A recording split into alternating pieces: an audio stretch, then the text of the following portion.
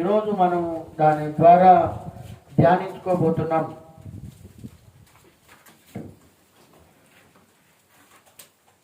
మొదటి వచనంగా మనం చూసుకున్నట్టయితే, జ్ఞానవంతురాలు తన ఇల్లు కట్టుకొనును, మూడు రాళ్ళు తన చేతులతో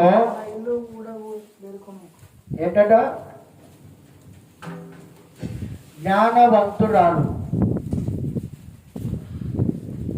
ఎందుకు చెప్తున్నానంటే, జ్ఞానవంతురాలు తన ఇంటిని కట్టుకుంటది. మూడు రాళ్ళు ఏం చేస్తుంది అంటే, తన ఇంటిని ఊడబెరుకుతుంది, అంటే ఇల్లు వీగి పదిరేస్తుంది. ఇది స్త్రీల గురించి ప్రత్యేకముగా దీంట్లో రాయించి పెట్టాడు ఆయన. జ్ఞానవంతురాలు అనగానే స్త్రీలలో చాలా రకాలు ఉన్నాయి, ఇదే సామెతల గ్రంథంలో. అలాంటి దాంట్లో ఒక్క జ్ఞానవంతురాలు గురించి ఈరోజు మనం నేర్చుకుందాం. జ్ఞానవంతురాలు అంటే ఒక గుణవంతురాలు. గుణవంతురాలే భాగ్యవంతురాలు. అందుకే ఇక్కడ మాట్లాడుతున్నాడు. ఇక్కడ జ్ఞానవంతురాలు తన ఇంటిని కట్టుకుంటుంది. ఎన్ని పొరపాట్లున్నా, ఎన్ని బాధలున్నా, ఎన్ని సమస్యలున్నా, ఎన్ని ఇరుకులున్నా, ఎన్ని రోగాలున్నా, భర్తతో సమాధానం లేకపోయినా, భార్యతో సమాధానం లేకపోయినా, పిల్లలతో సమాధానం లేకపోయినా కానీ జ్ఞానవంతురాలు ఏం చేసుకుంటుంది అంటే అన్నింటినీ అడ్జస్ట్ చేసుకుంటుంది. హల్లెలూయా. ఇప్పుడు తండ్రి కొడుకులకు వైరం కలుగుతుంటే మధ్యలో ఉండి ఇటు తండ్రిని సంపాదిస్తుంది భర్తను, ఇటు కొడుకును సంపాదిస్తుంది. అయితే తీరా అంటే అన్నాడు, తీరా అరే ఊపవయ్యా ఇలా ఈ రకం. ఇది జ్ఞానవంతురాలు లక్షణం. కొంతమంది లొల్లీలు పెట్టి కూర్చుంటారు, వాళ్ళు మూడు రాళ్ళు. అంటే ఇక్కడ చెప్తున్నాడు, జ్ఞానవంతురాలు గురించి మాట్లాడుతున్నాడు ఇక్కడ. జ్ఞానవంతురాలే తన ఇంటిని కట్టుకోవడం. ఇల్లు కట్టుకోవడం అంటే పెద్ద మిద్దెలు మేడలు కట్టడం కాదమ్మా. మిద్దెలు కడితేనే ఒక ఇల్లు కాదు, మేడలు కడితేనే ఒక ఇల్లు కాదు. పూరి గుడిసైనా పర్వాలేదు. ఆ కుటుంబంలో శాంతి సమాధానం ఉంటే చాలు. ఆ జ్ఞానవంతురాలు గురించి ఈరోజు ఇదే 12వ అధ్యాయంలో 4వ వచనంలో కూడా ఒక మాట దీంట్లో రాయబడిన ఒక మాట చూసుకుందాం. యోగ్యురాలు తన పెనిమిటికి కిరీటం, సిగ్గు తెచ్చినది వాని ఎముకలకు కుళ్ళు. యోగ్యురాలు అంటే మంచి భార్య, గుణవతి అయినటువంటి భార్య.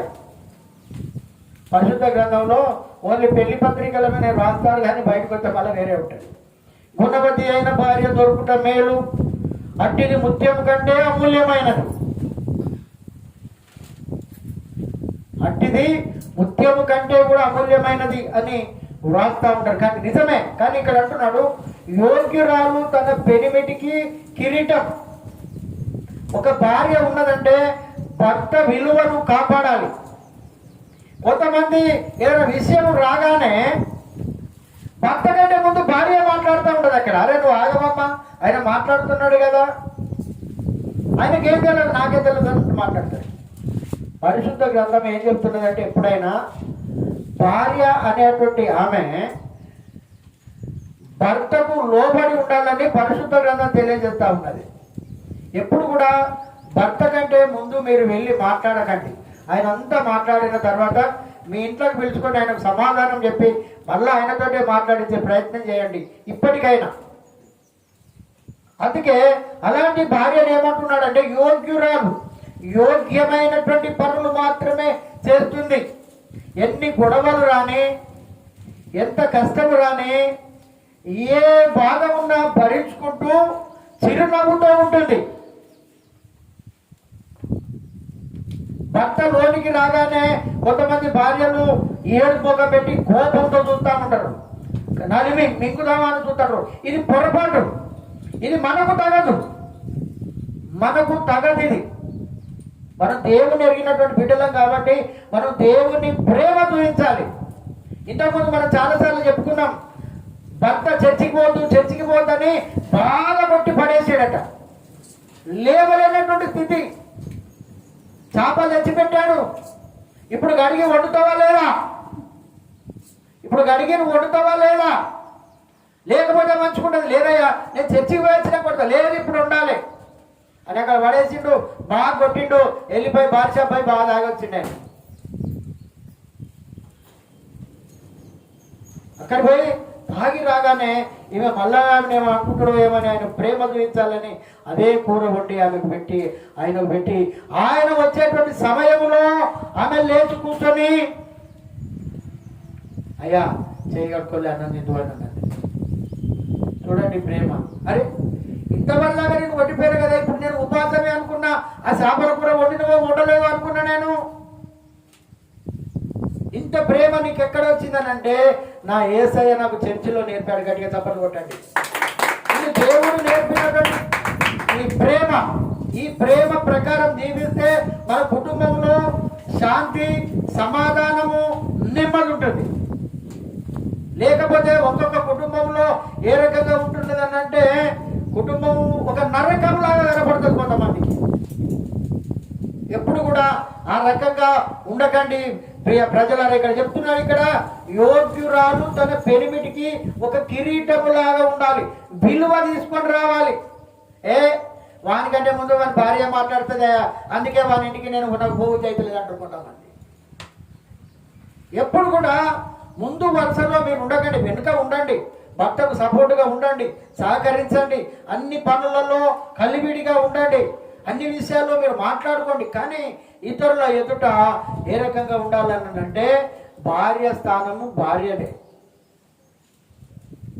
ఈ అలుగుడు మునుగుడు పెట్టుకోకండి. కొన్ని సంవత్సర కుటుంబాలు కూలిపోయినాయి, కొన్ని కుటుంబాలు వేరుగా జీవించే కుటుంబాలు కూడా లేకపోలేదు. చూడండి ఒక మాట ఎస్తేరు గ్రంథంలో ఒక మాట ఉండదు, చూసుకుందాం. ఎస్తేరు గ్రంథంలో ఒక మాట,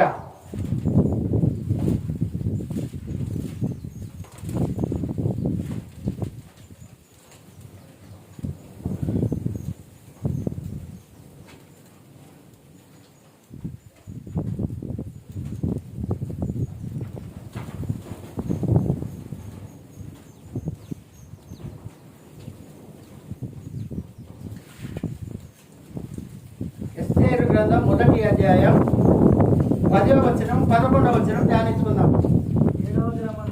7వ దినమందు రాజు ద్రాక్షారసము త్రాగి సంతోషముగా ఉన్నప్పుడు కూడి వచ్చిన జనమునకును అధిపతులకును రాణి అయిన వస్తీ యొక్క సౌందర్యమును కనపరచవలనని రాజు కిరీటము ధరించుకొని ఆమెను తన సన్నిధికి పిలుచుకొని వచ్చినట్లు రాజైన అహరోషు ఎదుట ఉపచారము చేయు బిక్త హర్బోనా బిక్త అబద్ధ జేతురు కర్కసను 7 నపుంసకులకు ఆజ్ఞాపించెను. ఆమె సౌందర్యవతి రాణి అయిన వస్తీ నపుంసకుల చేత ఇయ్యబడిన రాజాజ్ఞ ప్రకారము వచ్చుటకు ఒప్పకపోగా రాజు మిగుల కోపగించెను, అతని కోపము రగులుకొనెను. చూడండి, ఒక రాజు అనేకమైనటువంటి రాజ్యంలో ఉన్నటువంటి రాజులను రాణులను ఆహ్వానించాడు ఒక పెళ్లి విందుకు. గొప్పవారినే పిలుచుకుంటారు, అంతేనే కదా. సామాన్యులు ఏమి లేని వారినే పిలుచుకుంటారు. ఈ రాజులను అందరి ఆ యొక్క దేశాలలో ఉన్నటువంటి రాణులను పిలిచి ఒక విందు చేయించినప్పుడు ఆ విందులోకి నా భార్యను కూడా వీళ్ళందరికీ చూపించాలి కదా అని అనుకొని ఈ రాజు దగ్గర పనిచేసేటువంటి కొంతమంది నపుంసకులను పంపించాడు రాణి దగ్గరికి. ఆమె కూడా నా భార్య కూడా నా ఉన్నత స్థితిని చూసుకోవాలని, కొంతమంది బంగారం లేకుండా భోగరి చేసుకుంటారు, కొంతమంది కనపడాలని. కదమ్మా. కానీ ఆమె రాజు కాబట్టి, ఆమె అంతస్తులో ఉంది కాబట్టి అన్నీ ఉంటాయి ఆమెకు. అవన్నీ వేసుకొని కనపడాలి, నా భార్య కూడా కనపడాలి, అందరు రాజులతో, అందరు భార్యలతో అందరు ఉన్నారు, నేను కూడా నా భార్యతో సంతోషించాలి, ఇంకా వస్తలేదని లోపలికి చాలాసార్లు చూశాడు. ఫలితం లేకపోయేసరికి అక్కడ ఉన్నటువంటి వారిని పంపించాడు. పంపిస్తే నేను రాను, నేను సౌందర్యవతిని, వాళ్ళందరికంటే నేను బాగా అందగత్తెను, నేను రాను అన్నది. తెలుసా అమ్మ మీరు చర్చిలో వీళ్ళు ఎన్ని రోజులు కథ తెలుసా? నేను రాను అన్నది. రాను అనంటే ఆమెను వెంటనే విడాకులు చేసేసి ఎస్తేర్ను చేసుకున్నాడు. మన తర్వాత చెప్తున్నా, భర్తకు లోబడేటువంటి మనస్తత్వము భార్యకు ఉండాలి. భార్యపై ఆధిపత్యం చేసేటువంటి అధికారము భర్తకు ఉండకూడదు. ఇది దేవుని యొక్క ఆజ్ఞ. ఈ ఆజ్ఞ ప్రకారమే నడవాలి.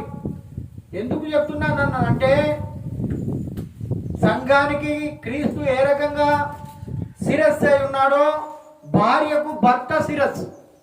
ఇది గుర్తుపెట్టుకోవాలి. ఎప్పుడు కూడా భర్తకు విలువ ఇవ్వాలి. కొంతమంది అటు పోదామంటే నేను రానుపో, పోతే నువ్వు ఒక్కనివే పో, నీ భాగంలో నువ్వే పో, నా భాగంలోకి నేనే పోతా అనే వాళ్ళు కూడా ఉండి అక్కడ లొల్లి పెట్టుకునే వాళ్ళు కూడా ఉండకపోను ఉన్నారు చాలామంది. నీ భాగంలోకి రాను, నా పానం పోయినా రాను, నా పానం తీసినా రాననేటువంటి వాళ్ళు కూడా లేకపోలేదు. సంసారాలు ఏమైపోతాయండి? చిన్న చిన్న మనస్పర్ధలతో ఆగమైపోయేటువంటి సంసారాలు ఉంటాయి. అందుకే ఈయన చాలా అనుభవ జ్ఞాని. ఈ సొలొమోను ఒక జ్ఞాని, అనుభవం పూర్వకంగా రాసినటువంటి మాటలు. అందుకే యోగ్యురాలు తన పెనిమిటికి కిరీటం అని అంటే భర్తకు విలువ తీసుకొచ్చేది భార్య. కొంతమంది కుటుంబాలను చూడండి అమ్మ, చాలా జాగ్రత్త వినండి. కొంతమంది కుటుంబాలలో భర్తకు విలువ ఉండదు, ఫలానా ఆమె భర్త అంటారు. అర్థమైందా అమ్మ? భర్తకు పేరు సరిగా తెలియదు కానీ ఫలానా ఆమె అంటే ఆవిడ వల్లనే భర్తకు పరిచయం.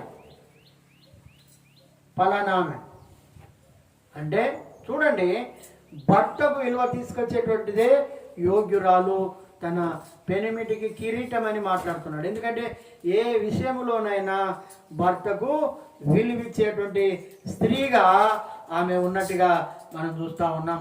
అందుకే ఈ 14వ సామెతల్లో రాస్తున్నాడు, జ్ఞానవంతురాలు తన ఇల్లును కట్టుకుంటుంది. ఇల్లు అంటే సమస్తం, కేవలం ఇల్లే కాదమ్మా, ఇంట్లో పనే కానీ, బయటి పనే కానీ, ఏ పనైనా కానీ భార్య ఆ రకంగా పని చేయాలి. ఇదే సామెతలు 31వ అధ్యాయంలో కొన్ని మాటలు మనం ధ్యానించుకుందాం. 31వ అధ్యాయంలో కొన్ని మాటలు 10వ వచనం నుండి కొన్ని మాటలు మనం చదువుకుందాం. గుణవతి అయిన భార్య దొరుకుట అరుదు, అట్టిది ముత్యముల కంటే అమూల్యమైన గుణం కావాలండి. కొంతమంది కాలంలో కలర్ చూస్తున్నారు, అంతేనా? పెళ్లి సంబంధాలు పోతే కలర్ మంచిగా ఉండాలి, డబ్బు బాగిచ్చే వాళ్ళు కావాలి, గుంటిదా గూడిదా ఎట్టున్నా చూస్తూ ఉన్నారు, గుణాన్ని చూడడం లేదు. కానీ ఇక్కడ అంటున్నారు గుణవతి అయినటువంటి భార్య, మంచి గుణ లక్షణాలు ఉన్నటువంటి భార్య గురించి చెప్తున్నాడు ఇక్కడ. గుణవతి అయినటువంటి భార్య దొరుకుట అరుదు, దొరకదట, సర్వసాధారణంగా దొరకదట. ఒకవేళ దొరికితే ఇక వాడు అదృష్టవంతుడు. హల్లెలూయ. ఎవరు? ఆ భర్త. ఇంకేమంటున్నాడు అనంటే, అట్టిది ముత్యము కంటే అమూల్యమైనది. ముత్యం అంటే తెలుసు కదమ్మా, ముత్యాలంటే వాళ్ళు పూసబేళ్ళలో అమ్మే ముత్యాలు కాదమ్మా. ముత్యం అంటే అది డైమండ్, వజ్రం. అది ఒక వజ్రం, బంగారం కంటే కూడా విలువ గలది ముత్యం. ఏది ముత్యాలు పౌడాలని ఈరోజు దర్వాజాలు కూడా కడతారు వాటిని, నవధాన్యాలు. అది కాదు, ఆ ముత్యం కాదు. ముత్యం అనంటే చీకటిలో కూడా మెరుస్తుంది. హల్లెలూయ. చీకటిలో కూడా మెరుస్తుంది, అదే ముత్యం. ఆ విధంగా భార్య ఉండాలని చెప్తున్నాడు. ఆ 11వ వచనంలో ఆమె పెనిమిటి ఉంచును, ఆమె యందు నమ్మిక ఉంచును, అతని లాభ ప్రాప్తికి ఆయన అతని లాభ ప్రాప్తికి వెలితి కలగదు. హల్లెలూయా. కొంతమంది భర్తలు భార్యలను నమ్మరు, మరి ఆమె ఆ రకంగానే చేస్తుంది, ఆమె కూడా ఆ రకంగానే చేస్తుంది. ఏంటి ఏమంటారు దీన్ని? 6 ఇళ్ళ సంసారం 3 ఇళ్ళు చేసిడా, 3 ఇళ్ళకి 6 ఇళ్ళు చేసిడా? చెప్పున్నామా, మాట్లాడండి. అంటే 6 రోజులు బ్రతుకుదామని అనుకుంటే 3 రోజులకే చేస్తుంది దాన్ని. హల్లెలూయ. ఆల్రెడీ కూడా కొడుతుంది. అరే 6 రోజులకి అవుతుంది అని అనుకున్నా కదా, 3 రోజులే చేసిన వాటి నన్నేం చేయడం, నేను తిన్ననా, నేను తాగినా, లేకపోతే నా అవగారికి పంపుకున్నాను అంటారు కొంతమంది. అంటే ఇక్కడ ఏమంటున్నాడు అని అంటే, ఆమె పెనిమిటి ఆమె యందు నమ్మిక ఉంటాడు. నమ్మకంగా ఉండాలి భర్త దగ్గర. నమ్మకము మీరారా జన్మలో కూడా అతడు నమ్మడు. అంతే, ఒకటేసారి ఛాన్స్, భార్యకు ఒకటేసారి ఛాన్స్. తాళం చేయి ఇచ్చాడా, దాని ప్రకారం నడవాలి. ఏమైంది, ఇక్కడ పెట్టిన డబ్బులు ఉండాలి కదా, ఏమైందంటే ఏమో నాకు తెలియదంటే ఎన్ని గొడవలు జరుగుతాయమ్మా, నీకు నాకే తెలియాలి కదా, ఈ తాళం చేయి నీకు నాకే తెలుసు కదా, ఇది ఏమైంది అని అంటే ఇళ్ళకెళ్ళి డబ్బులు పోయినాయని అంటే, లేకుంటే ఒక వస్తువు పోయిందని అంటే అక్కడ ఏమైపోతుంది, ఆ కుటుంబంలో ఎంతో లొల్లు అయితే. అందుకే ఇక్కడ అంటున్నాడు, ఆమె పెనిమిటి యందు నమ్మకం ఉంచాలి, నమ్మకం కలిగి ఉండాలి. ఏ విషయంలోనైనా భర్తకు నమ్మకముగా ఉన్నటువంటి స్త్రీ కావాలి. ఇది పరిశుద్ధ లేఖనాలు తెలియజేస్తున్నాయి. అందుకే చెప్తున్నాడు, అతని లాభ ప్రాప్తికి వెలితి కలగదు. హల్లెలూయా. ఆమె ఏ పని చేసినా తన కుటుంబానికి, తన భర్తకు లాభకరంగా ఉండేటట్టే చేస్తుంది.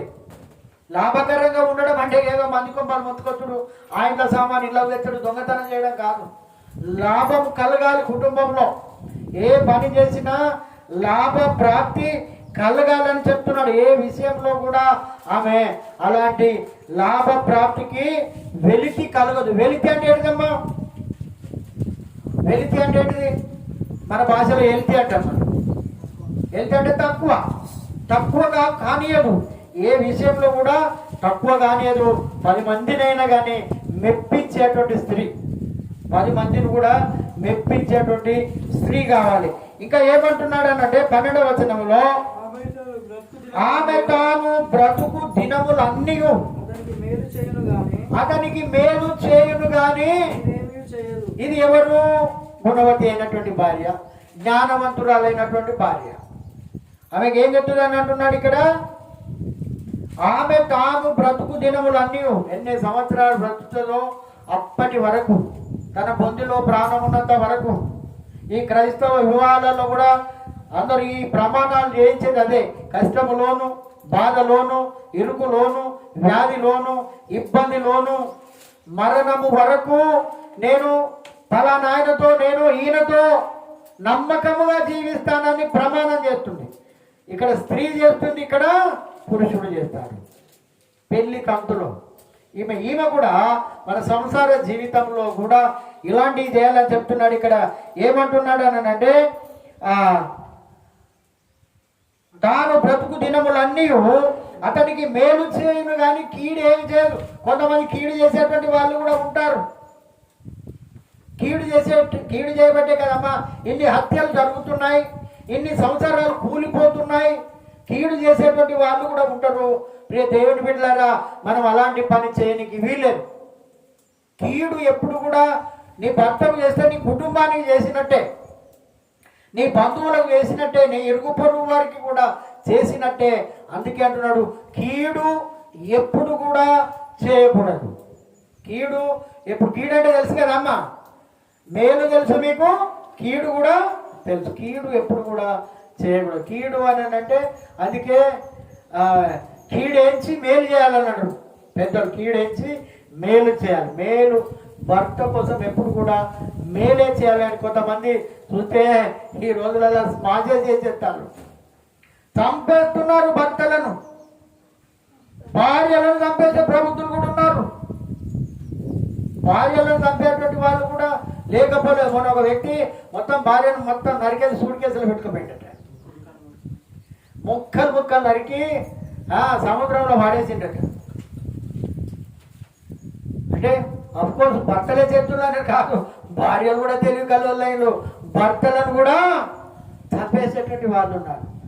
మేలు చేయనటువంటి వాళ్ళు కీడు చేసేటువంటి వాళ్ళు, కీడు. అందుకే ఇక్కడ చెప్తున్నాడు, ఇక్కడ తాను బ్రతుకు దినములన్నీ అతనికి మేలు చేయును కానీ కీడేమీ చేయదు. ఆమె గొర్రెబొచ్చును అవిసెనారను వెతుకును తన చేతులారా పని చేయి. కొంతమంది చేతులు ఊరికే ఉండవమ్మా. హల్లెలూయా. ఏదో ఒక పని చేస్తూనే ఉంటారు. తన ఇంటి కోసం, తన పిల్లల కోసం అహర్నిశలు శ్రమిస్తూ ఉంటారు. నా పిల్లల కోసం నేను తినకున్నా పర్వాలేదు కానీ నా పిల్లలు, నా భర్త క్షేమంగా ఉండాలి. అలాంటి పనులు చేస్తుంది. రాత్రి పొద్దుపోయేంత వరకు భర్త అంటాడు, అరే రేపు పొద్దుగాల చేసుకుందిరా పని అంటే పొద్దుగాల పని పొద్దుగాలే ఉంటుంది, ఈ రోజు పని ఈ రోజే కథం చేయాలి. పనులన్నీ తీర్చుకున్న తర్వాతనే నిద్రిస్తుంది. అందుకే ఏమంటున్నాడంటే చేతులారా, కొంతమంది చేతులారా పని చేయరు. నువ్వు భోజనం తేంది, నువ్వు నాతో పాటు బట్టలు పెడితేంది అనేటువంటి వాళ్ళు కూడా లేకపోలేదు. ఎప్పుడు కూడా క్రైస్తవ స్త్రీలు భర్తలకు లోబడి ఉండాలి. ఇవి మనం నేర్చుకోవాలి. ఇది మనకు స్త్రీల సమాజం, స్త్రీల మీటింగులు లేవు కాబట్టి ఇవన్నీ మనం చెప్పలేకపోతున్నాం. ఇవన్నీ రియల్ అమ్మ, ఇవి చేయాలి మనం. ఇవి చేసినప్పుడే ఇటు భర్తను, ఇటు కుటుంబాన్ని, ఇటు దేవుని గౌరవించినట్టు సభలు కొడతాం. ఇవి చేయకపోతే ఏం లేదు. ఏ పని అయినా కానీ చేతులు ముడుచుకొని కూర్చోవడం కాదు. కొంతమంది ఇంటే కూర్చొని ఉంటారు. ఏంటి ఏం చేయమంటావు, నువ్వు చేసేది, నువ్వు చేసుకుంటేది, నా శాత కాదు, నన్ను ఎందుకు చేయమంటాను అంటే చెబుతున్నా. ఇలాంటి పనులు మనకు ఉండకూడదమ్మా. హల్లెలూయా. ఇలాంటివి మనం ఎప్పుడు కూడా చేయకూడదు. చేతులు ముడుచుకునేటువంటి వాళ్ళు నిజంగా కూడా దేవుణ్ణి ప్రేమించని వాళ్ళు. ఎప్పుడు కూడా చేతులు ముడుచుకొని కూర్చుండకూడదు. మన దేశమే అమ్మా చాలా ఏమంటారంటే దీన్ని, మన దేశాన్ని నిజంగా బయట దేశాల నుంచి ఎక్కువ గౌరవించరు. కొద్దిగా ఏదైనా బెండ్ అయిందంటే పని చేయరు. అదే రష్యా దేశంలో కనుక చూసినట్టయితే ముసలోడు కూడా పండుకొని ఈ నూలక బేనాలే వారి తిండి మందం పని చేయాలి తప్పకుండా. సోమరి వాళ్ళలాగా మనం ఎప్పుడు ఉండకూడదు. అది నీకైనా క్షేమం, నీ కుటుంబానికైనా క్షేమం, నీ భర్తకైనా క్షేమం. నీకు పిల్లలు ఉన్నారు కాబట్టి వాళ్ళలో పిల్లల క్షేమము కోరేదానివైతే, నీ భర్త క్షేమం కోరేదానివైతే నువ్వు పని చేయాలి. పని చేయకపోతే చేతులు ముడుచుకొని కూర్చుంటే కాదు. అన్ని పనులు చేసుకోవాలి. తన చేతులారా వాటితో పని చేస్తుంది.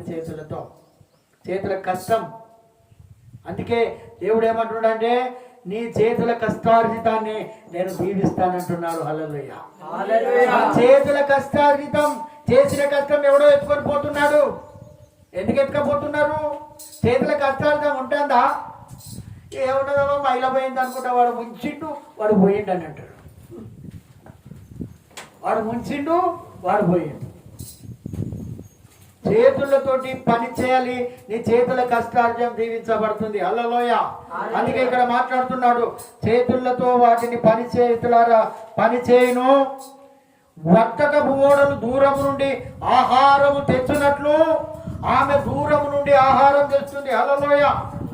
వర్తకులంటే వ్యాపారవేత్తలు, వ్యాపారం చేసేటువంటి వాళ్ళు, సముద్రాలలో వ్యాపారం చేసేది వాళ్ళు, సముద్రాలలో వ్యాపారము చేసేటువంటి వాళ్ళు. ఇప్పుడు ఈ కాలంలో చూసుకున్నట్టయితే లారీ డ్రైవర్లను చూసుకున్నట్టయితే వాళ్ళకు ఒక స్టవ్ ఉంటుంది, వాళ్ళకు పిండి ఉంటుంది, వాళ్ళకు కూర చేసుకునేవి అవన్నీ కూడా ఆ యొక్క లారీలోనే ఉంటాయి. ఆ రకంగానే ఈమె కూడా ఏమంటున్నాడు అని అంటే, వర్తకపు ఓడలు దూరము నుండి ఆహారం ఏ రకంగానైతే తీసుకొని వస్తాయో, ఇప్పుడు మనకి ఏదైనా వస్తువు లేకపోతే ఉల్లిగడ్డే కానీ లేకుంటే అల్లం వెల్లిగడ్డ, ఇప్పుడు అల్లం వేరే దేశం నుంచి వస్తున్నది మనకు. అల్లలోయ ఫ్రెష్గా ఉంటుంది. మీ ఊళ్ళో కొట్టాలో లేదో తెలియదు. మొత్తం అల్లం దాన్ని చూసిందంటే ఇంత తెలుపు ఉంటుంది, చిన్నగా పుట్టు ఉంటుంది. మీరు చూసారో లేదో తెలియదు. మరి వస్తున్నది అట్లా వేరే వేరే దేశం నుండి మనకు కూడా ఆహార పదార్థాలు వస్తాయి. ఆ రకంగా ఎట్లా వస్తుందో ఈ స్త్రీ కూడా ఏమంటారంటే ఆమె దూరం నుండి ఆహారం తీసుకొని వస్తుంది. హల్లెలూయా. దూరము నుండి ఆహారం తీసుకొని వస్తుంది.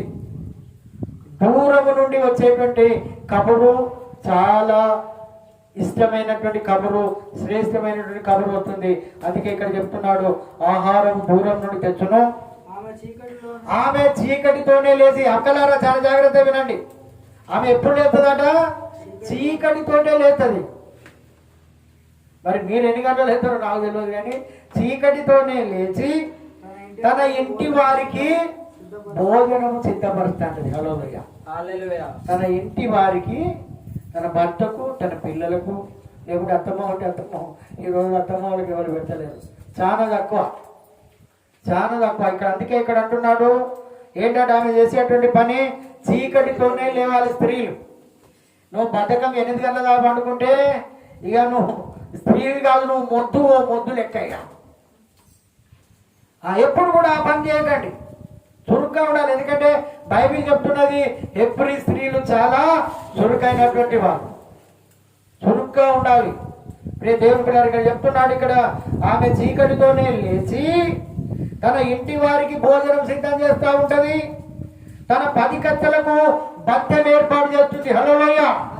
తన పని కత్తెలకు ఆమె త్వరగా వంట చేసేసి వీళ్ళందరికీ టిఫిన్లు పెట్టి ఆమె కూడా టిఫిన్ పెట్టుకొని బయటికి పోయి, ఓ అక్కలారా తొందరగా తయారు కాలి, అక్కడ కలుపు పొద్దుపోతుంది, తొందరగా చేసుకొని వస్తామని చెప్తుంది. అక్కడికి పోయి, ఓ అమ్మలారా తొందరగా రండి, తొందరగా వస్తాము రాలి అని వాళ్ళని బతిలాడుతుంది. మరి మీరు ఓన్లీ నేను వండుకొని వస్తానంటారా? తెలియగల స్త్రీ ఇప్పుడు వ్యవసాయం చేస్తానమ్మా, మీరు కూలోళ్ళ గడి వెనకపోతారా లేకుంటే కూలోళ్ళ గడి ముందు పోతారా? మీరే చెప్పండి. మీరు పోయి వేసుకొని నేను వెనక వండుక తిని వస్తానంటే అక్కడ పని అయిద్దా? కాదు. అంత పగడ్బందీగా ఉండాలి జ్ఞానవంతురాలైనటువంటి స్త్రీ, జాగ్రత్తగా ఉండాలి. అవలారా కొద్దిగా చేయి సాపేయండి, మనం తొందరగా పోదాం, తొందరగా ముగించుకొని పోదాం అన్న ఆలోచన ఈమెకు కూడా ఉండాలి, వాళ్ళకు కూడా ఉండేట్టుగా వాళ్ళను కూడా మనం ప్రేమించాలి. వాళ్ళని కూడా ఎడబడితే తిడితే ఆ పని కూడా చేయరు, ఇంకా అయ్యే పని ఇంకా దూరం చేస్తారు. వాళ్ళు ఇయ్యాలి అయ్యే పని రేపు చేస్తారు, నీ నోరు మంచిది కాకపోతే. ఆమె ఆ రకంగా చేస్తుందని మాట్లాడుతున్నాడు ఇక్కడ. ఆమె పొలమును చూసి దానిని తీసుకొను, తాము కూడబెట్టిన ద్రవ్యము పెట్టి ద్రాక్ష తోట ఒకటి నాటించును. చూడండి, తెలివి కల స్త్రీ ఏం చేస్తుందంటే భర్తతో పాటుగా కొన్ని డబ్బులు కూడబెడుతుంది. కూడబెడతాలా కూడబెట్టాలి, పిల్లల భవిష్యత్తు చూడాలి. ఉడగొట్టద్దమ్మా. అందుకే రేయింబవలు కష్టం చేయాలి, పని చేసుకోవాలి. ఇలా నాకు ఉన్న చాలు, రేపటికంతా దేవుడు ఎరుగు అని అనకూడదు. మనం రేపటి కోసం చీమలు ఏ రకంగానైతే ఎండాకాలంలో సంపాదించుకొని వర్షాకాలంలో ఆహారం లేని సమయంలో ఏ రకంగానైతే తింటాయో ఆ రకంగా ఒక స్త్రీ పని చేసుకోవాలి. తన కుటుంబంలో తన భర్తతో పని చేసుకొని అవసరమైతే కొంతమంది అంటారు కడుపు కట్టుకొని కూడా సంపాదించేటువంటి వాళ్ళు ఉంటారు, తిని తాగక సంపాదించేటువంటి వాళ్ళు ఉంటారు. పిల్లల కోసం, పిల్లల భవిష్యత్తుల కోసం, రేపు ఏమి జరుగుతుందో ఏ రకంగా జరుగుతుందో అనేటువంటి ఆలోచనతో ఉన్నటువంటి తల్లిదండ్రులు కూడా లేకపోలేదు. అందుకే ఇక్కడ పెట్టున్నాడు, కూడబెట్టిన ద్రవ్యము పెట్టి ఏదో ఒక పోని. సరే, అప్పుడంటే ఆ కాలంలో ద్రాక్ష తోటలు కావచ్చు, ఇప్పుడు ఫ్లాట్స్, ఇప్పుడు ఎస్టేట్స్, పెద్ద పెద్ద ఇండ్లు, లేకుంటే పెద్ద పెద్ద భూమి జాగాలు కొనేటువంటి పరిస్థితి అమ్మ. హల్లెలూయా. అందుకే ఇక్కడ చెప్తున్నాడు, ఆమె నడికట్టు చేత నడుము బలపరుచుకొని చేతులతో బలముగా పనిచేస్తుంది. ఈ గుణవంతురాలైనటువంటి స్త్రీ, జ్ఞానవంతురాలైనటువంటి స్త్రీ నడికట్టు చేత నడుము బలపరుచుకొని. కొంతమంది అనేది తినక తాగక నడుము కట్టుకొని మంచి నీళ్ళు తాగి నేను ఈ పిల్లలను పెంచి పోషిస్తే ఇప్పుడు నన్ను కాదనకుండా దూరంగా తోలుతున్నారయ్యా అని చాలామంది తల్లిదండ్రులు అన్నటువంటి వాళ్ళని మనం చూస్తూ ఉన్నాం. అందుకే ఇక్కడ అంటున్నారు, నడికట్టు చేత నడుము బలపరుచు. చూడండి, కొంతమంది అవి ఒంటరిలో ఉంటారు కదా, మట్టి పని చేసేటోళ్ళు ఏం చేస్తారమ్మా, ఇక్కడ కడతారు వాళ్ళు నడుము. లేకపోతే ఈ ఇనుము పని చేసేటోళ్ళు కూడా ఉంటారు కదా, ఇట్లా సుత్తతోడు కొట్టేటోళ్ళు. ఏది దాన్ని ఏమంటారు, హౌస్ కమ్మరుల కొలిమి దగ్గర కొట్టేటోళ్ళు. వాళ్ళు ఏం చేస్తారు, వాళ్ళు నడుముకు బలం అట్లా కట్టుకుంటే అవో ఆ రకంగా ఆనాడు ఏం చేస్తాడు, నడుకట్టి చేత నడుము బలపరుచుకొని ఎంత దూరమైనా వెళ్ళిపోతారు. మళ్ళీ వాళ్ళు ఎంత దూరమైనా వెళ్ళిపోతారు. మనము అట్లా పోమండి. అందుకే ఇక్కడ అంటున్నాడు, చేతులతో బలముగా పనిచేస్తుంది ఆమె. హల్లెలూయ. చేతులతో బలముగా. కొంతమంది ఉల్లుగా చేస్తారు, ఇది పట్టుకున్నట్టు నటించారు కొంతమంది. అట్లా కాదమ్మా, భయముతో భక్తితో పనిచేయాలి. లేరా అమ్మా, లేరా? నేను అనుకుంటానా, కొంతమంది పోలు కొడితే మసే పోలు. నేనైతే బోలకు పోకుండా ఉసుకబెట్టి రాకేది. తెల్ల కనపడాలి, మరి ఎవరో చూసినా వంక పెట్టద్దు. అట్లా ఉండాలి. హల్లెలూయ. బలంగా పని చేయాలి. ఇంకా స్త్రీలు ఇంకెక్కువ పని చేయాలి. ఇంకా స్త్రీల ఎందుకు చెప్తున్నాడని అంటే, ఈయన ఈ సొలొమోను మహారాజు చాలా గొప్పవాడిన. ఒక్కొక్కరు ఆడవాళ్ళు ఎట్లా ఉంటారో, 300 మంది భార్యలాట, 700 మంది ఉపపత్తులాట. ఆయనకు మొత్తం 1000 మంది ఆయనకు భార్యలు. అంటే ఎవరి గుణం ఎటువంటిదో బైబిల్ గ్రంథంలో రాయించిండు. ఇక్కడ ఆయనే రాయించిండు. నీ గుణం ఇట్లా రాసిపెట్టున్నది, నా గుణం రాసిపెట్టున్నది. ఇక్కడ ఉన్న గుణాలన్నీ కూడా ఇట్లా ఉన్నాయి. లేవడానికి వీల్లేదు. హల్లెలూయ. ఇది ఎవరికో పోతుంది మాట, ఇది నాకు కాదులేదు అనుకోనికి వీల్లేదు. ఇంకో మాట మనకు కలిగేది ఉన్నది. ఇలా జరిగిందే ఆగో.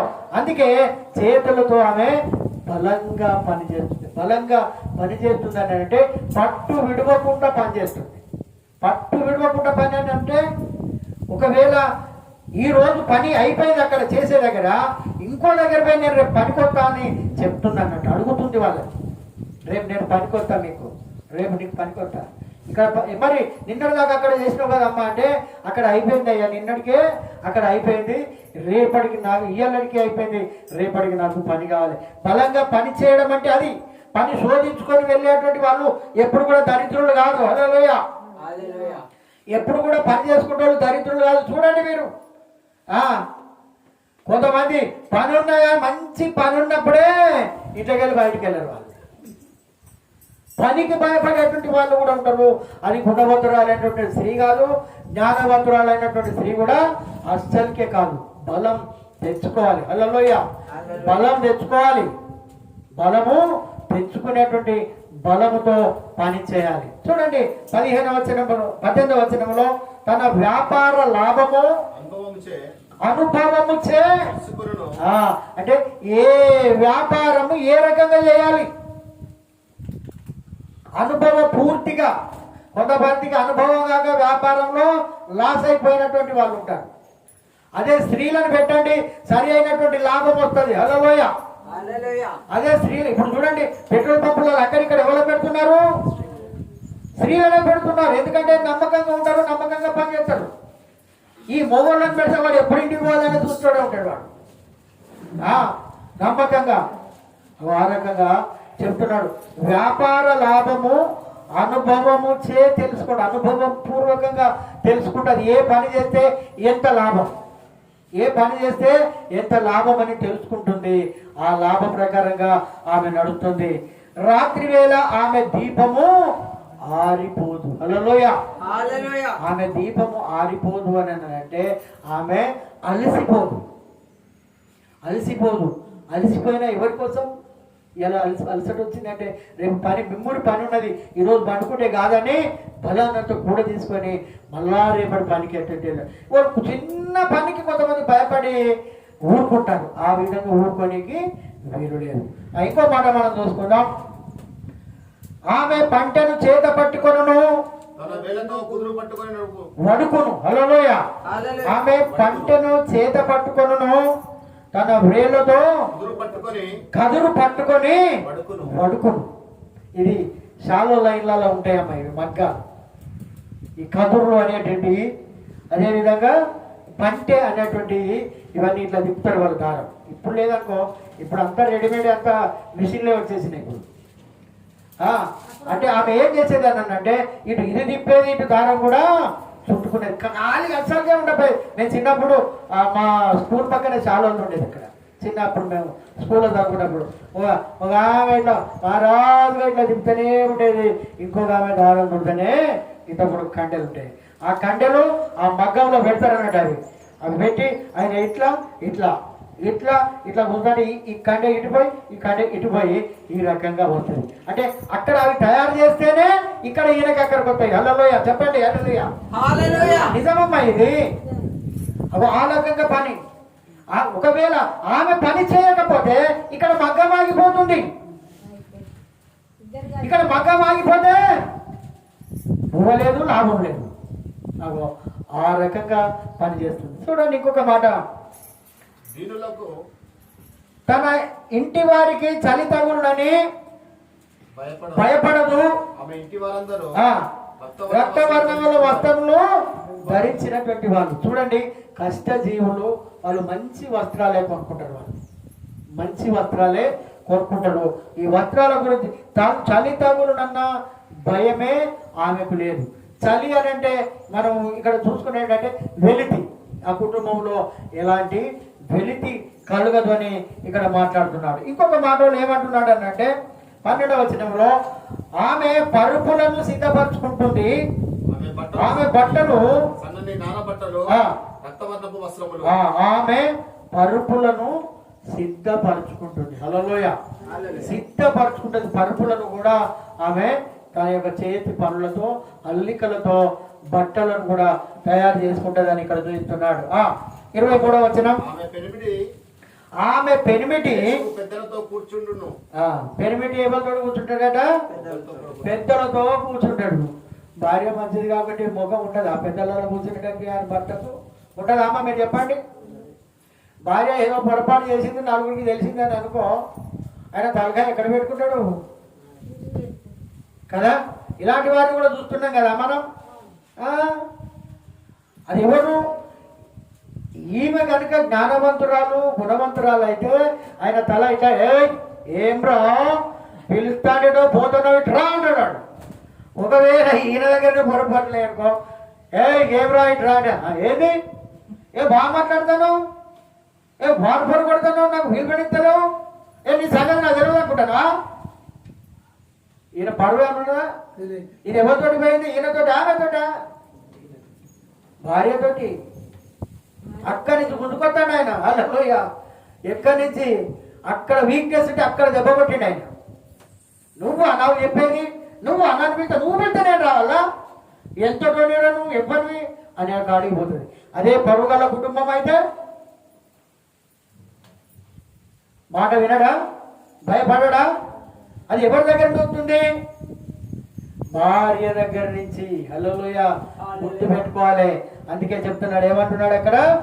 ఆమె పెనిమిటి దేశపు పెద్దలతో కూడా కూర్చుంటాడు.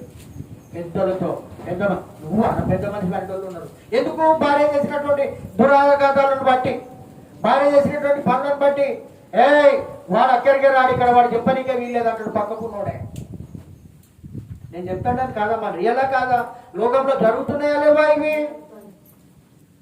అంటే భర్తకు విలువ ఇచ్చేది ఎవరు? ఎవరు? భార్యే. మీకు తెలుసో లేదో, మా భార్య అప్పుడప్పుడు అంటాడు, నేను నవ్వుతాడు, నేను నాకు నేనే నవ్వుకుంటాంట. నా తెలివేం లేదక్క, నన్ను చూసిస్తాను, ఆయన చూసిస్తాను. ఇప్పుడు పోయి 10,000 పట్టుకరా పట్టుకొస్తుంది వాళ్ళకి. ఇది రియల్. ఇది నన్ను చూసి కాదు, ఆయన చూసి ఇస్తాడు. దేవుడు చూసి కాదు, నా భర్తను చూసి ఇస్తారు. ఇక్కడ నన్ను నమ్మరు. అంటే నమ్మిన అంటే ఆమెను కూడా నమ్ముతారు, కానీ విలువ ఎక్కడ ఉంటుంది? భర్త భార్యకి ఇవ్వాలి, భార్య భర్తకి ఇవ్వాలి. ఇది భార్య భర్తల బంధం. ఈ బంధాన్ని కాపాడుకోవాలి భార్యలు. ఈ బంధాన్ని కాపాడుకోవాలి. కొంతమంది భార్య రూట్లో పోతే భర్త రోడ్డు పోతాడు. ఇది ఎన్నడూ కూడా కలవదు. ఈ రైలు పట్టాలు అసలుకే కలవాయి. రైలు పట్టాలు పోయినంత దూరము అవి దూరంగానే ఉంటాయి, కానీ అవి కలవు. అందుకే చెప్తున్నాడు ఇక్కడ. మరి ఏ రకంగా ఉంటాడంటే భర్త పరువు కాపాడేది భార్య. స్త్రీ పరువు, కుటుంబ పరువును కాపాడేది స్త్రీ. అందుకే ఇక్కడ అంటున్నాడు, ఆమె పెనిమిటి దేశపు పెద్దలతో కూడా కూర్చుండును, కవిని యొద్ద పేరుగొనిన వాడై ఉండును. హల్లెలూయా.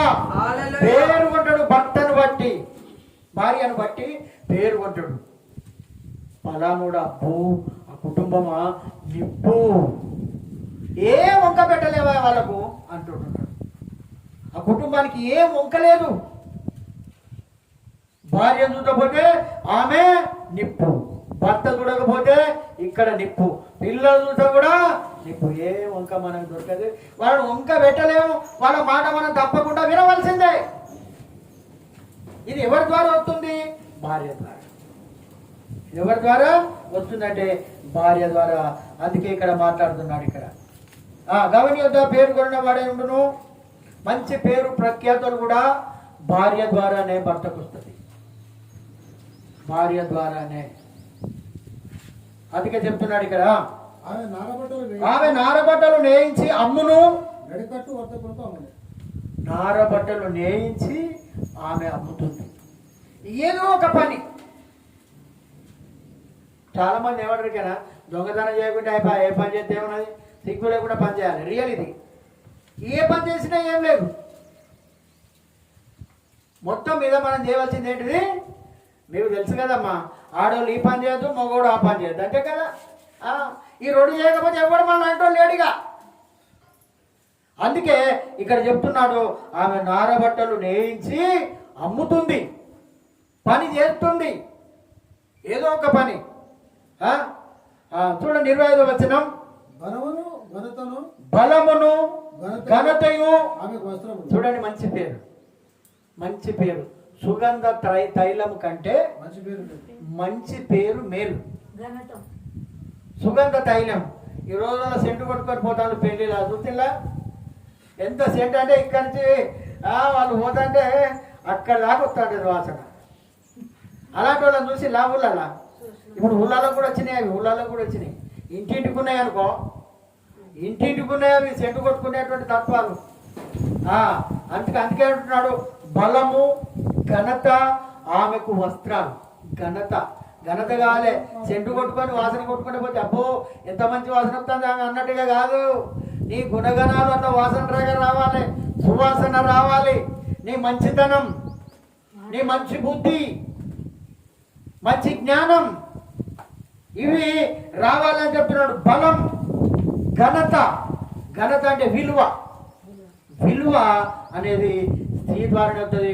ఆమెకు వస్త్రములు అంటున్నాడు. ఆమె రాబో కాలము విషయమై నిర్భయముగా ఉంటుంది. హల్లెలూయా. రేపు ఏమైనా భయపడేది లేదు. ఎందుకు? ఇన్ని రోజులు కష్టం చేసింది, ఇంత ముల్లె సంపాదించింది. కష్టం చేసి ముల్లె సంపాదించింది.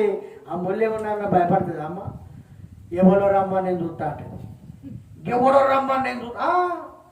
ఎందుకంటే అంత ధైర్యం ఉంటుంది. అది లేకపోతే, డబ్బు లేకపోతే మాట్లాడతారా? మాట వస్తుందా మనం? కానీ ఆమె కూడా ఏమంటుందంటే, రాబో కాలమందు, రేపటి గురించి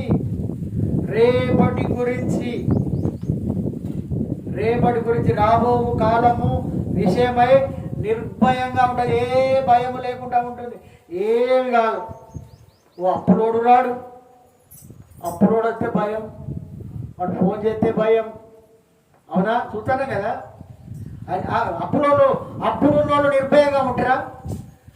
అప్పుడు రాగానే గలగలు అనుకుంటాను, గలగాలు వేపిస్తామన్నా, గాడు వచ్చే ఎన్నో అబద్ధాలు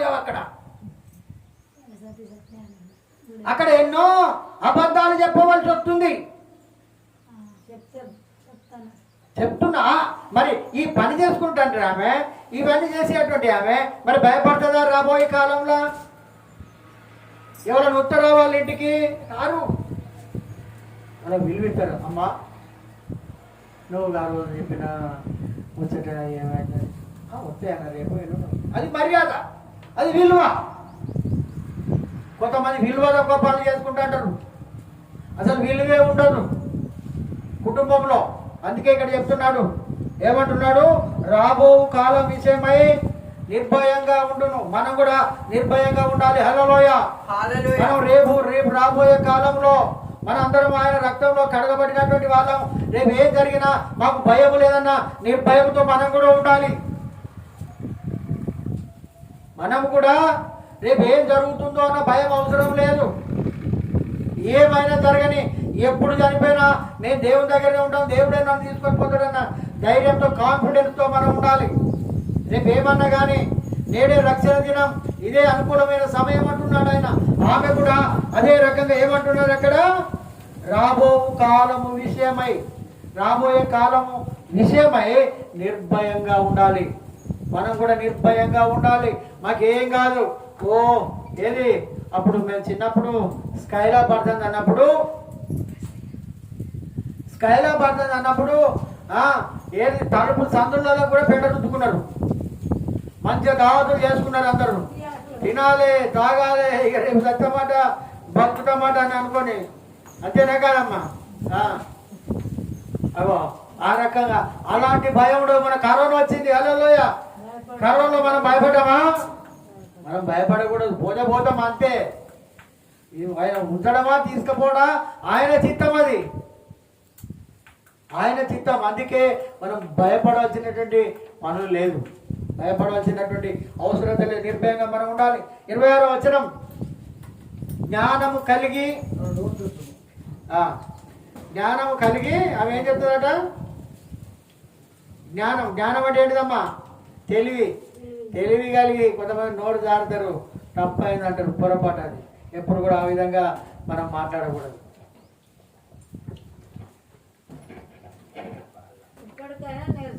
జ్ఞానము కలిగి తన నోరు తెరుస్తుంది. జ్ఞానంతో, భయముతో ఏం మాట్లాడాలో కొంతమంది తెలియదు. రబ్బ మాట్లాడుతున్నాడు, వాడిని వీడు వాడు వీడు అని అంటారు కొంతమంది. అట్లా అనకూడదు. విలువ ఇవ్వాలి. బయటి వ్యక్తులకు విలువ ఇచ్చి మాట్లాడాలి. రేపటి గురించి విలువ కాపాడుకోవాలి. నోరు జారకూడదు అంటున్నాడు ఇక్కడ. ఏమంటున్నాడు? జ్ఞానం కలిగి నోరు తెరుచును, కృపగల ఉపదేశము ఆమె బోధిస్తుంది. మనం ఇతరులకు బోధించాలి. మనం మామూలు కాదు. మాకు చదువు రాదన్నా ఒక ఆదివారం నాడే ఇక్కడికి వస్తాం, మళ్ళా పోతాం, మళ్ళా ఆదివారం నాడే ఇక్కడికి వస్తాం అంటే కాదు. దేవుని విషయాలు తెలియపరచాలి. ఇక్కడ నేర్చుకున్న విషయం ఇతరులకు తెలియపరచాలి. అసలు ఏంటి, మనం ఏంటి, మన బ్రతికేంటి, మన జీవితాలు ఏంటి, ఎక్కడి నుండి ఎక్కడికి వచ్చినాం, అసలు మనం ఇక్కడ ఈ మందిరానికి వచ్చేటువంటి ఆ యొక్క విలువ లేకుంటే మనకేమైనా ఉన్నదా? అక్కడ ఏమీ లేదు. ఆయన అర్హత మనకిచ్చాడు. నాకు కూడా ఇక్కడ నిలబడే అర్హత నేను సంపాదించుకున్నది కాదు. ఇది ఒకప్పటి జీవితం పరిశీలన చేసుకుంటే ఇక్కడ నిలబడేటువంటి అర్హత నాకు లేదు. మందిరాన్ని చూసే అర్హత లేదు. ఆ రకంగా మనం ఉండాలి. మన దేవుని బిడ్డలం. సింహం పిల్లలు సింహం లాగానే ఉండాలి. అందుకే ఇక్కడ చెప్తున్నాడు, కృపగల ఉపదేశం ఆమె బోధిస్తుంది. మంచి మాటలు చెప్తుంది, నున్నటి మాటలు చెప్తుంది, తీయని మాట్లాడే సిడగొట్టే ముచ్చట్లు కూడా తీయటి మాటలే అమ్మో. అలాంటివి కాదు. సంసారాన్ని కూలగొట్టే మాటలు కాదు మాట్లాడేది. సంసారాన్ని కలిగేటువంటి మాటలు, కట్టేటువంటి మాటలు, విలువ గల మాటలే మనం ఇతరులతో మాట్లాడాలి. ఇది దేవుడు మనం ఉదయించేటువంటి మాటలు. ఆమె తన ఇంటి వారిని నడకలను బాగుగా కనిపెట్టు. హల్లెలూయా. ఆమె తన ఇంటి వారి నడకలను కనిపెడతా ఉంటది. వీడు ఎన్ని గంటలు లేస్తాడు, నా కొడుకు, నా భర్త ఎన్ని గంటలు లేస్తాడు, ఎన్ని గంటలకు ఎడిపోతాడు, ఎన్ని గంటలకు టీవీ చూస్తాడు, ఎన్ని గంటల దాకా సెల్ చూస్తాడు, వీడు ఏం మాట్లాడుతాడు, వీడు ఎటు పోతాడు, ఇవన్నీ కనిపెడతాడు. అది తెలియగల స్త్రీ. అర్థమవుతుందా? ఇక వాడంటాడు, ఏందే ఊరికే న్యాయపడి పడతానువేందే, సీలు చూడకుండా నేను ఎవరితో మాట్లాడుతున్నా, నేను ఎటు మాట్లాడుతున్నా, నేను ఏం చూస్తానా చూడు అంటాడు. ఆమెమో నా కొడుకు ఎక్కడ చెడిపోతాడో, నా కొడుకు ఎక్కడ బాగుపడు. ఇవి తెలివిగల పనులు అండి. ఇవి వాళ్ళకు కోపం, చూసేటోళ్ళకి ఏమవుతుంది, చేసేటోళ్ళకు కోపం, చూసే వాళ్ళకు. అందుకే ఇక్కడ అంటున్నాడు, ఇక్కడ తన ఇంటి వారి నడకలన్నీ ఎటు పోతుండే, ఏం పోతుంది, నేను అనుకున్నా నువ్వు పలానా దిక్కే పోయినావు, అది కరెక్ట్ అవుతుంది అక్కడ. ఆమె ఊహించింది కరెక్ట్ అవుతుంది అక్కడ. పోయినా ఏంటి, చేసి వచ్చిన ఏంటి అని అంటారు. అది కరెక్ట్ అయిందని ఇక్కడ చెప్తున్నాడు. ఆమె నడకలో కానీ బాగుగా కనిపెడుతుంది. ఎవరు? జ్ఞానవంతురాలైనటువంటి స్త్రీ. ఏంటిది? గుణవతి అయినటువంటి స్త్రీ. ఇక్కడ చెప్తున్నాడు, ఇక్కడ పని చేయకుండా ఆమె భోజనం చేయదు. హల్లెలూయా. చూసిలా చివరాఖరికి ఎక్కడికి వచ్చింది ఆమె? పని చేయకుండా భోజనం చేయదు. మనము కూడా బైబిల్ చెప్తుంది. బైబిల్ ఏం చెప్తుందంటే పని చేయకుండా మనం కూడా భోజనం చేయదు, ప్రార్థన చేయకుండా భోజనం చేయద్దు, వాక్యం చదవకుండా భోజనం చేయకూడదు. ఎందుకంటే పౌలు భక్తుడు మనందరికీ మాదిరిగా చేయించాడు. ఆయన రేయింబవలు కష్టం చేసి స్వార్థ పరిచర్య చేశాడు. ఆయన రేయింబవలు కష్టం చేసి డేరాలు గుట్టి ఆయన సేవ చేసిండు. ఆయన మనం కూడా ఎప్పుడు కూడా ఖాళీగా ఉన్నప్పుడు ఏదో ఒక పని చేయండి. హల్లెలూయా. ఏదో ఒక పని చేయండి. నిద్ర మంచిది కాదు. నిద్ర రోగాలను చేస్తుంది, కానీ మనం శరీరాన్ని బలహీనపరుస్తుంది. కానీ నిద్ర ఎప్పుడు కూడా మంచిది కాదు, దరిద్రమా. ఇక్కడ అంటున్నది పని చేయకుండా ఆమె భోజనం చేయదు. ఆమె కుమారులు లేచి ఆమెను ధన్యురాలు అంటారు. హల్లెలూయా. కుమారులు లేచి ధన్యురాలు అంటారు. అమ్మా నువ్వెంత మంచిదానివమ్మా అనేటోళ్ళు ఉన్నారు కాలం. ఇక ఊరికే రాయబడే పడుతుందిరా, ఊరికే నన్నే నా మీదనే అనేటోళ్ళు కూడా ఉన్నారు. మరి తల్లి బాధ్యత, తండ్రి బాధ్యత అట్లుంటుంది. భర్తను కూడా అట్లా చూస్తూ ఉంటుంది. భర్తను కూడా ఆ రకంగా ఎక్కడ చెడిపోతాడో, ఎక్కడ అదవుతాడో, ఏం కథో అని చూసేటువంటి వాళ్ళు కూడా ఉంటుంది. అందుకే అంటున్నాడు, ధన్యురాలందరూ. చాలా మంది కుమార్తెలు ప్రతివ్రత ధర్మం అనుసరించి ఉన్నారు, కానీ వారందరినీ నీవు మించిన దానవు. హల్లెలూయా. భర్త అంటాడు. ఇప్పుడు మన మరియమ్మ గురించి తెలుసు కదా అమ్మ. స్త్రీలలో ఆశీర్వదించబడిన వారు మీరే. ఆమె స్త్రీలంతా పుణ్యవతురాలు, ఆమె అంతా ఘనురాలు, ఆమె అంతా. అందుకే అంటున్నాడు స్త్రీలలో ఆశీర్వదించబడిన వారు ఆమె. యేసు ప్రభు కూడా యోహాను గురించి బాగా చెప్పాడు. ఆయన స్త్రీలు కనినటువంటి వారిలో యోహాను గొప్పవాడు. కొంతమంది నీ పుట్టుక పాడదానట్టు కొంత చూసిలే కదమ్మా. ఎందుకు పుట్టారు వాళ్ళ కడుపున? వాళ్ళు మంచి వాళ్ళు ఉండే, ఇట్లా చేసినావురా, గత అవమానం తీసుకొచ్చిన వేదిరా వాళ్ళకు అనేటోళ్ళు లేరా? ఆడోళ్ళు బిడ్డలు తీసుకొస్తారు, కొడుకులు తీసుకొస్తారు. కానీ ఆయన అంటున్నాడు ఇక్కడ, ఆయన ఆమెను ఏమంటున్నాడు అంటే వాళ్ళందరికంటే నువ్వు మించిన దానం. ఈ ఊళ్ళోనే లేరా నీ అంత నమ్మకస్తురాలు, నీ అంత తెలియగలదే ఈ ఊళ్ళో లేదు అని మన భర్త మనల్ని అనాలి, మన పిల్లలు మనల్ని అనాలి. ఇది స్త్రీ జీవితం. అందుకే ఇక్కడ చెప్తున్నాడు, ఇక్కడ ఏమంటున్నాడు? ఆమె పెనిమిటి ఆమెను పొగుడును. హల్లెలూయా. ఆమె పెనిమిటి ఏం చేస్తాడట? పొగుడుతాడా, రోజు తిడతాడా? కొంతమంది తిట్టేటోళ్ళు కూడా ఉంటారు. మరి ఆ ప్రవర్తన అట్లుంటుంది, మాటకు మాట ఎదిరిట్లాంటుంది. ఏదో చెప్తా అంటే ఈనోడు చెప్తే ఆమె ఒకటి చెప్తా అంటే అక్కడ పెద్ద లొల్లీలు, పంచాదులు, అమ్మగారింటికి పోడు, అలిగిపోవుడు, మళ్ళీ అక్కడ పంచాయతీ పెట్టి మళ్ళీ తీసుకొని రావడం. నోరు మంచుకుంటే ఊరంతా మంచిగా ఉంటాడు. అందుకే ఆమె పెనిమిటి ఏమంటాడట? ఆమెను పొగుడుతాడట. పొగుడుతాడు. పొగడడం అంటే కొంతమంది నువ్వు బాగా చేసినవుది, ఓ రుఠం ఉండదు, ఓ పటం ఉంటుంది, ఓ కూరని చేసింది ఇది అని అంటారు కొంతమంది.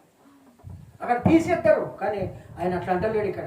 ఎందుకంటే భర్తకు అంత విలువిస్తున్నది కాబట్టి వాడు ఉప్పు తక్కువ తింటాడు, ఉప్పు ఎక్కువైనా తప్పుడు చేయకుండా నోటు చూసుకొని తింటాడు. ఇది కుటుంబంలో మేలు చేసుకునేటువంటి వారి గుణం. కొంతమంది ఏమి లేకున్నా కానీ అలా ఉప్పు ఎక్కున్నా వాడు పల్లె పెట్టేస్తారు కింద, ఆడ పెద్ద నొల్లి. ఇది గిట్ల చేసినావు, అది గట్ల చేసినావు అట్లుంటుంది.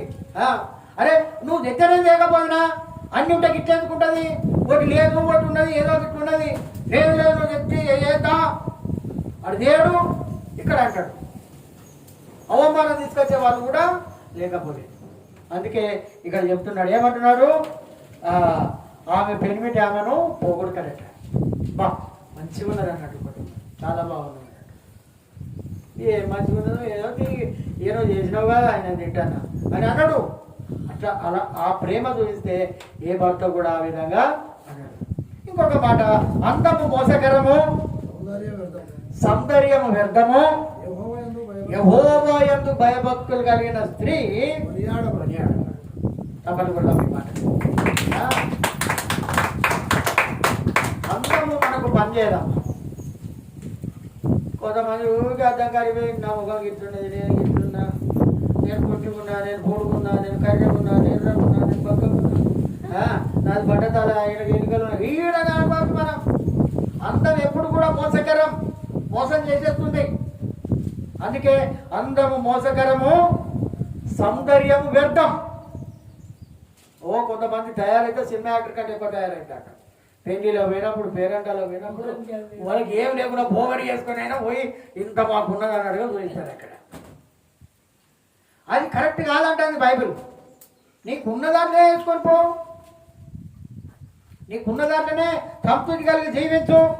అందుకే యెహోవా యందు భయభక్తులు కలిగిన స్త్రీ కొనియాడబడును. చేసిన పనిని బట్టి యెహోవా యందు భయభక్తులు కలిగి ఉన్నటువంటి స్త్రీ, దేవుని యందు భయభక్తులు కలిగినటువంటి మీరు ఈ మాటలు తీసివేయకండి. మీ జీవితంలో చాలా పనిచేస్తాయి. అందుకే యెహోవా యందు దేవుని యందు భయభక్తులు కలిగినటువంటి స్త్రీ కొనియాడబడుతుంది. హల్లెలూయా, హల్లెలూయా. అందుకే దేవుని ప్రార్థన బాగా చేయండి, కన్నీటి ప్రార్థన చేయండి, ఉపవాస ప్రార్థన చేయండి, ఆల్ నైట్ ప్రార్థన చేయండి. నా భర్త ప్రార్థన చేయడన్నా, నా పిల్లలు ప్రార్థన చేయరన్నా, నాకు కూడా ప్రార్థన చేయలేదని నువ్వు పడుకున్నావని అనుకో, సాతాను గాడు అందరినీ నిద్రపుతాడు, అందరి దరిద్రంలో నెట్టేస్తాడు వాడు. ఇది గుర్తుపెట్టుకోవాలి. నీకు ప్రార్థన వచ్చు కాబట్టి నీ భర్త మారాలని నువ్వు ప్రార్థన చేయాలి, నీ పిల్లలు మారాలని ప్రార్థన చేయాలి, నా కుటుంబం కట్టబడాలని నువ్వు ప్రార్థన చేయాలి. కానీ నువ్వే పడుకుంటే కొనియాడబడాలట. అందుకే అంటున్నాడు భయము భక్తి ఉండాలి. భయం భక్తులు, భయం దేవుని యందు భయం ఉండాలి, భక్తి కూడా. అలాంటి వాళ్ళు కొనియాడబడతారు అని పరిశుద్ధ లేఖనాలు తెలియజేస్తా ఉన్నాయి. అందుకే చివరాఖరికి ఇవన్నీ దండిగా అంటున్నాడు సొలొమోను. కానీ దేవుని యందు భయభక్తి కలిగి ఉండాలి.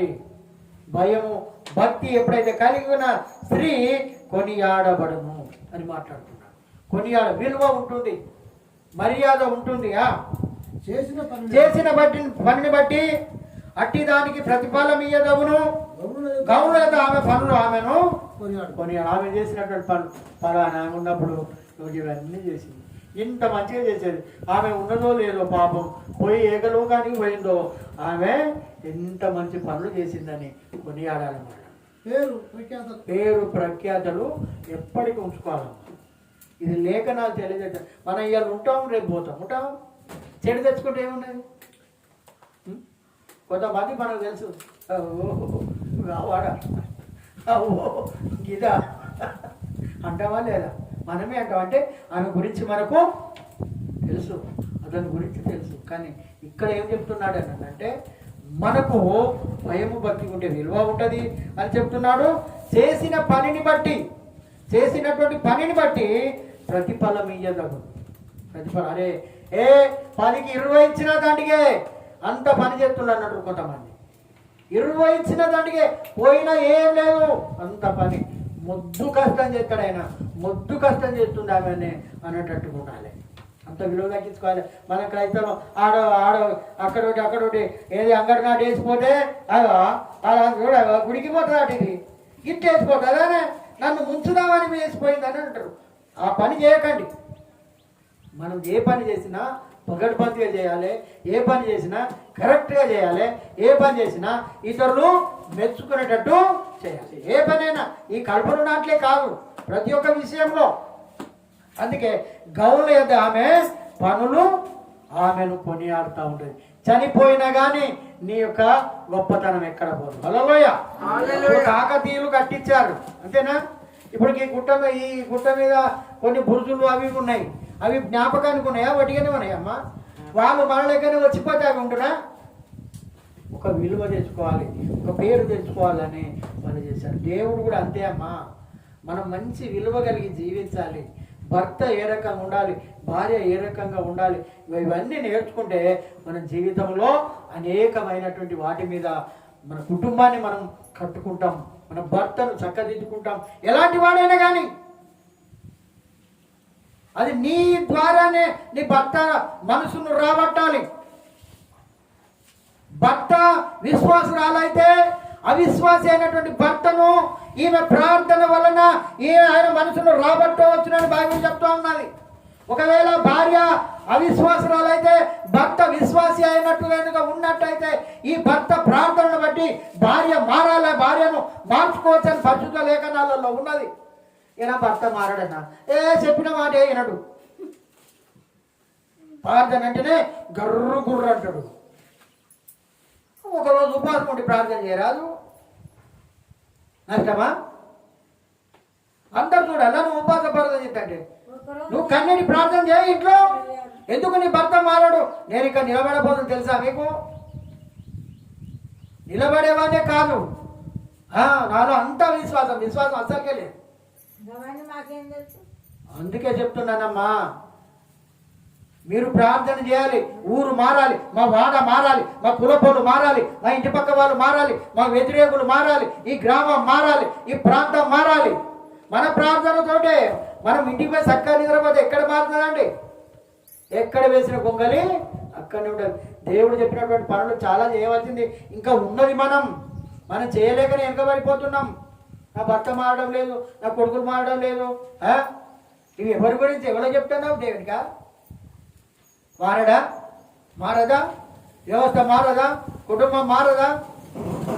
తప్పకుండా మారుతుందండి. భార్యల మనసులను రాబట్టవచ్చును, భర్తల మనసును రాబట్టవచ్చును అని ఆ రకంగా ఉన్నది. హల్లెలూయా. అలాంటి ప్రేమ మీ భర్తల ఎడలో చూపించాలి.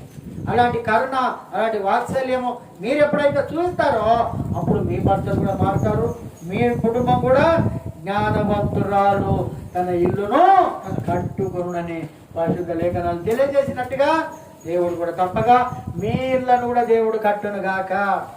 ఆమేన్. ప్రార్థన చేసుకుందాం.